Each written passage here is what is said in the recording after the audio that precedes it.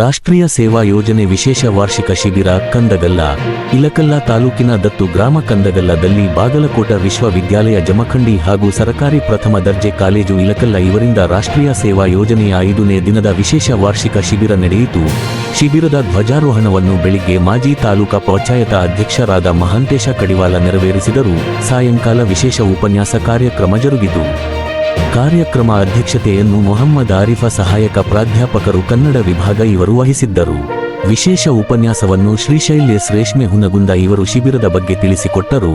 NSS ಅಧಿಕಾರಿಗಳಾದ ಶ್ರೀದೇವಿ ಕಡಿವಾಲ, ಗ್ರಂಥಪಾಲಕರು, ಸರ್ಕಾರಿ ಪ್ರಥಮ ದರ್ಜೆ ಕಾಲೇಜು ಇಲಕಲ್, ವೀರೇಶ್ ಶಿಂಪಿ, ಪತ್ರಕರ್ತರು ಕಂದಗಲ್, ಮಹಾಂತೇಶ್ ಗೋದಿ, ಕೆಬಿಎಸ್ ನಂಬರ್ 1 ಎಸ್ಡಿಎಂಸಿ ಅಧ್ಯಕ್ಷರು ಕಂದಗಲ್, ಗುರುಪಾದಪ್ಪ ಪುರದಣ್ಣವರ್ ಗ್ರಾಮದ ಹಿರಿಯರು ಅತಿಥಿಗಳಾಗಿ ಆಗಮಿಸಿದ್ದರು.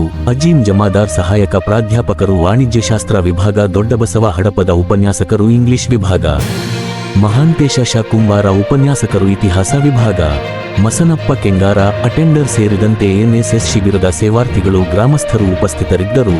ನಂತರ ಸಾಂಸ್ಕೃತಿಕ ಕಾರ್ಯಕ್ರಮಗಳು ಜರುಗಿದವು.